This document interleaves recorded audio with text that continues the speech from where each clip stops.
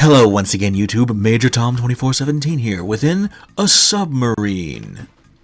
Not just any submarine, the submarine from the end of E1M3 of Duke Nukem 3D. That level being Death Row.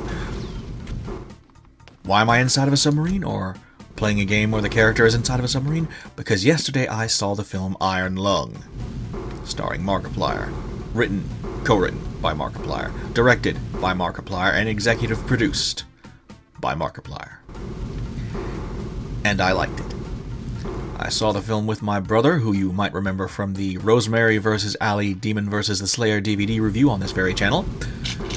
Go watch that if you haven't already, after you finish watching this video. We both enjoyed the film. Although I will say that there is stuff in there that's not going to be for everyone. For instance, if you are not fond of blood, do not see this film, because there will be blood, as in the title of that other film, with those words as its name. If you have issues with bodies of water larger than a swimming pool, like an ocean, for instance, if you have a phobia of the ocean, you might want to skip this one. If stories involving eldritch horrors give you the creeping horrors, you might want to sit this one out. And if you're used to something fast-paced, a little more actiony, a little more frantic and frenetic, you might not enjoy this one. Because Iron Lung is what you might call a slow burn. Things happen, but they happen very, very slowly.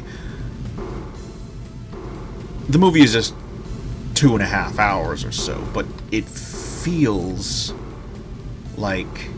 well, it doesn't feel like it goes on longer. The story takes place for a longer period than just 2.5 hours. Several days are lost by the main character at one point, Simon, the convict, played by Markiplier. And for the vast majority of the film, apart from at least 2 flashback sequences and one very interesting bit, all you're going to see is Simon, the convict, inside of the submarine, doing what he has to do to complete his mission, complaining about his lot in life, wanting to go home, wanting to be free, saying that he wasn't responsible for the thing that he was put in prison for. There are other characters, of course. There's Ava, the mission control lady, on the other side of the intercom. There's also, I think, David is another mission control individual, voiced by Troy Baker. And both of them communicate over the speaker with Simon, the convict, at various points. Ava actually talks to him through the window of the sub after it's been hauled up at one point. And the dialogue is believable. It doesn't sound like it's people reading it off of a script or trying to sound funny or trying to sound snarky. It sounds like a very pissed off convict getting into an argument with a woman who just wants the mission to be done, who just wants the convict to do his job, get it over with, because it's bigger than them. That's a phrase that is repeatedly used over the course of the film. This is bigger than us. Because the stakes are apparently that high. Now, I have never played Iron Lung, the game, but I was still able to enjoy Iron Lung, the movie. So there's that. My only real, not even a complaint, it's just something that I have to bring up, the ending of the film feels very abrupt. It's this slow burn story. Things are happening, tension is building, you know something is going to happen to bring this incredible ending to the story. And near the end of the film, this rapid series of events begins to occur and be undertaken, and things are just happening inside of the submarine. Simon the convict is yelling a lot. There's this sudden CG shot that I'm not going to spoil anything else about, any other details about. And then there's this one last practical effects shot, and then smash cut to title.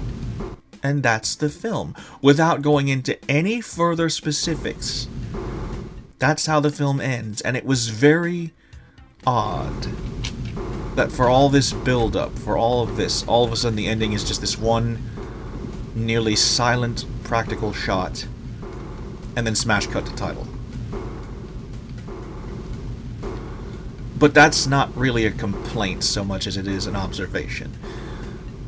Music-wise, Andrew Hulsholt's soundtrack is incredible. He is rightfully credited, along with the sound designer, as providing adrenaline to the film. And I'm not going to argue against that. The soundtrack is very much one of those things that definitely get you pumped up to see what's going to happen next. When it needs to induce dread, it induces dread. When it needs to convey other emotion, it conveys emotion. And speaking of emotion, Markiplier can damn well act. There's that one line from the end of the final trailer for the film, well, set of lines. I just want to live. Is that so wrong? Why doesn't anybody else want that?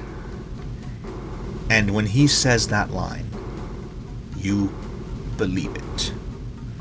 This is not just someone hamming it up for a Let's Play. This is someone with the conviction that they just want to live, that they just want to be free, that they just want to get out of the damn submarine and get back into the world. When he's pissed off, when he's arguing with Ava that what happened to land him in prison wasn't his fault, you believe that he is angry. You believe that he is righteously indignant. And Ava gets her moments as well. She gets pissed off, she gets pleading with him at one point to try and remind him that it's bigger than us. That the mission is bigger than just the two of them, just Simon and just Ava. You believe. Because it doesn't just sound like two people acting during a Let's Play or pretending to act during a Let's Play. It's very compelling stuff. Jacksepticeye has a cameo, not gonna spoil it, and you will hear Ethan Nestor's voice at a few times in the film. Crank Gameplays, you'll hear him.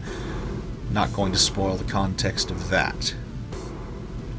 So, yeah.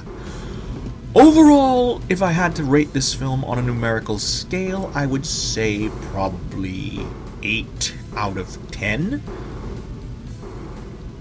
It definitely isn't the end-all, be-all, perfect cinematic experience, but it is a damn sight better than other films that have been done by YouTubers.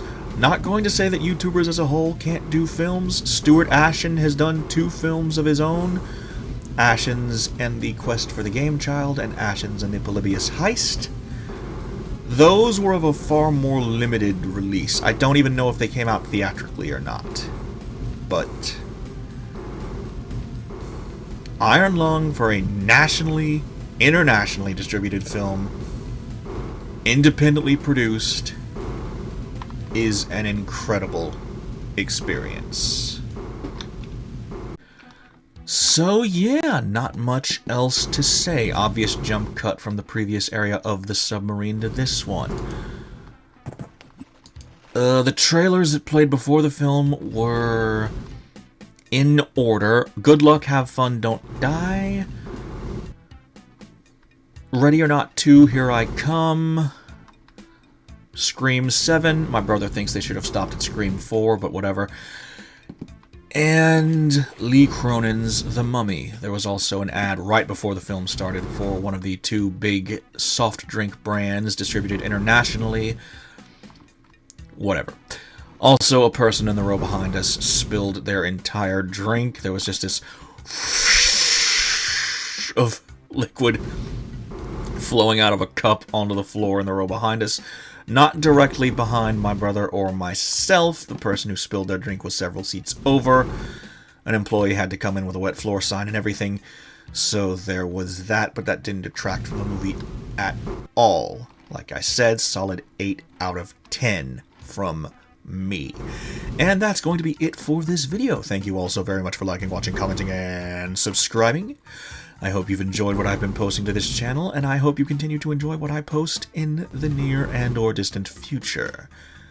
As always, this is Major Tom 2417, signing out.